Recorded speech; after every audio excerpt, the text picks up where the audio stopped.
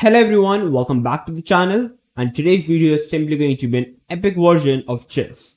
Today we are going to discuss a very lethal opening, and you can also claim this as a gambit, and the opening or the gambit name is the Ponziani Opening. And this opening is played from the white side, and this is a very interesting opening, or you can say a chess trap or a gambit, and the chances of winning your game would simply increase to a next level by playing this opening. After learning this opening, you are simply going to be an expert of playing this particular opening, and I hope that this opening might help you to improve your game. If it does, then make sure to like the video, share this video with everyone, and make sure to subscribe to our channel because we always come up with these such opening traps. So now let's quickly check it out. So Ponziani Opening is played from the white side, and we start by playing the move 1 e4, and our opponent replies with e5, knight f3, knight c6. Until here everything is pretty common. There are many ways to continue the position. Many play the Italian, many play the piano, Ruy Lopez, and many even play the Scotch.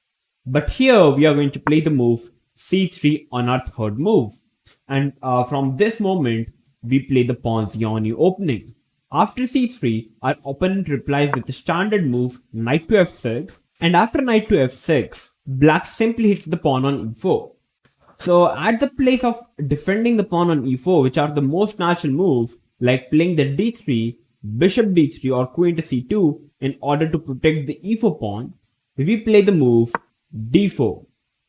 And now it's a free pawn to black. So black won't hesitate to capture this pawn, and the moment black captures the pawn on e4, we are not going to capture this pawn on e5, but we are going to play the move d5, hitting the knight. The knight is actually having a very natural square on e7, and here we play the move knight into e5. So material wise the position is equal, and from here critical moment begins. After knight into e5, there are two critical moves that I've covered in this particular video, which is the natural move d6 hitting the knight, and second, knight to g6, which is the best move.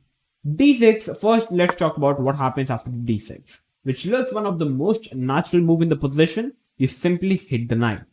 And after d6, congratulations, you are winning the game. You play the move bishop to b5 check. It's a check, the king has no square to go. If you play the move bishop d7, you can simply capture it, and now you can see how the king is still being attacked. You have to forcefully sacrifice the queen, and eventually you can win the game with the white pieces. You can even simply grab the knight in the following.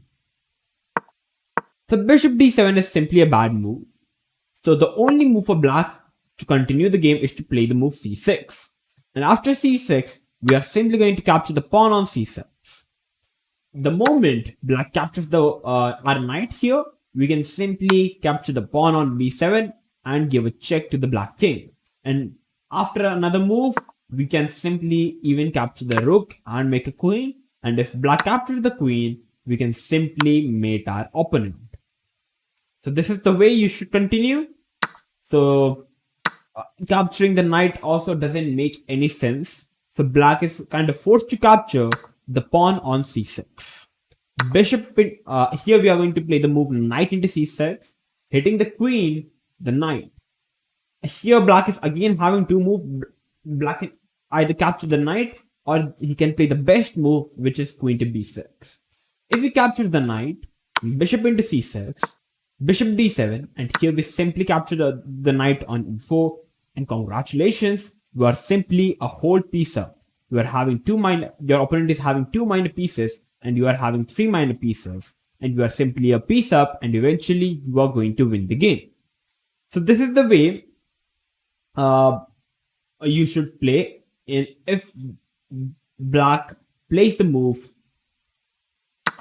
knight into c6. Now let's talk about what happens if black continues the game by playing the move queen to b6, which is the best move. It hits the bishop, and it also hits the knight. Here we are going to play the move knight to d4 check, and we also protect our bishop. So black is kind of forced to play the move bishop to d7. Here we simply trade off the bishop and simply castle. And here, if you try to count the material, you will realize how white is simply a pawn up. You are a pawn up, your king has simply castled, your king is extremely safe, your opponent king is extremely weak, your opponent's pawn are extremely weak, and second, and last, if black makes a natural move like knight to c6, simply trying to trade off the knight, simply queen g4 check is coming up, winning the knight, and congratulations, you are even a piece up. So these are the traps that come into this kind of position. So this is the way you should play. So this is how you should play if black plays the move d6. Now let's talk about our final move, which is knight to g6. How to play if black continues with knight to g6. After black plays the move knight to g6, we simply capture the knight, pawn takes, and here we play the move bishop to d3, simply hitting the knight on e4. Knight goes back to f6 and tries to attack the pawn on d5. Here, the most natural move is to play the move c4, try to protect the pawn. But we are actually going to sacrifice this pawn by simply castling. And here, we can say the Ponziani gambit begins. After knight into d5, here we play the move bishop into g6. And after bishop into g6, you can see how if black tries to capture the bishop, we simply capture the knight, and material-wise the position is even, but just look at black's king. It's so damn weak. Rook e1 is coming up. We have already destroyed black's castling rights. Bishop g5 looks also a very strong move in the position, and you can already sense how white is completely winning in this position. I'm 100% sure that you guys can simply win the game until you won't blunder your queen. Okay. So that is the reason how pawn takes is simply winning for white. So black must play the move knight f6, simply pulling the knight back and also attacking the bishop. We are simply first going to give a check to the black king by playing a rook e1 check, forcing black bishop to come in between, and now we are going to simply pull our bishop back to c2. The most natural move for black is to castle, and after castle, we are going to play the move bishop to g5, the most natural move in the position. We simply develop our bishop. Here black also plays the most natural move and the best move, d5. He simply grabs the center and tries to open up the bishop. Sorry, wrong diagonal. And after d5, we play the move queen to d4. The idea of queen to d4 in this position is to put our queen to h4 and try to checkmate the black king by on h7.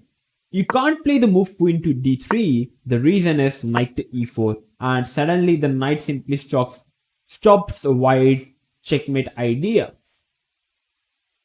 So that is the reason you must play the move queen to d4. And after queen d4, if black continues with natural looking moves like rook e8, which is the best, we play the move knight d2. And our idea here is, like, we want to play queen h4, but many times knight e4 is coming in between. That is the reason, to cover the e4 square, we first play our knight to d2. First try to cover off the e4 square, and now it's the final time. If black makes a slow move like c6, which also looks a very practical choice, try to connect the 3 pawns. Now we are going to play the move queen h4, and we are already winning the game. After queen h4, if your opponent tries to play knight e4, we simply have knight into e4, and after d into e4, we simply have queen into e4, and now we are hanging a checkmate, and we are also hanging the piece. So now if black tries to stop the checkmate, bishop into e7, and you can see how if you try to capture the bishop, you are eventually going to be simply a rook down, and black is simply going to lose the game. So here the best moves are to play the move bishop e6 or g6. If black plays the move g6, congratulations, rook into e7, queen into e7, bishop into f6. We have simply captured the bishop in order to stop the knight's defender, and now we can simply capture the knight and we are also hitting the queen and also threatening a mate. So here, after the next move, we can simply mate our opponent. So that is how you must play if black plays the move g6. Now let's talk about what happens if black plays the move bishop to e6, which is the best move. After bishop e6, we simply capture the bishop, giving an exchange sacrifice, and here we simply play the move bishop to g6. The idea here is to cover the light squares, and again our idea is pretty simple. We want to capture the knight, followed by getting our queen into the game and try to checkmate the black king. Here, for example, if black makes the best move, which is to push the pawn to e5, try to make some squares for the king, here you must play the move rook to e1. Capturing the knight for the bishop is not a good idea, because many times you have this position and suddenly black is trying to make an escape, and it's not a comfortable position for white. Now it's an equal position. So basically, after e5, you must play the move rook to e1, hitting the pawn. And here black simply pushes up the pawn. And congratulations, here you are again going to sacrifice a material, knight into e4. And after pawn takes, now finally you are going to capture the knight. The idea of getting the rook into the game was to simply cover the e file, so that whenever we try to give check to the black king, and the moment black king enters on the e file, then is the right time to capture the e4 pawn and winning the game. So after d into e4, now we are going to capture the knight. Bishop takes, queen check, king move, again queen check, king move. Now finally rook into e4 check, and the game is over for black. Black king move, we capture the rook, and now it's hitting the queen and the rook as well. If we try to capture the rook, we are not going to capture with the queen, but with the bishop. And eventually we are having a queen against the rook, which is completely winning position. And the queen is also not having many squares to go. If you put your queen to b6, we simply even play the move queen f8 check, or I guess simply capturing the rook is also good enough to win the game. You are simply a rook up.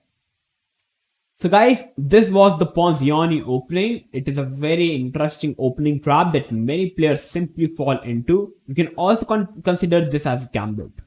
So I hope that this Ponziani opening trap must help you to improve your game. If it did, then make sure to like the video, share this video with everyone, and if you are new to our channel, then make sure to subscribe to our channel. I'm going to come up with these interesting videos like this. So till then, stay tuned and keep watching OneShot Chess.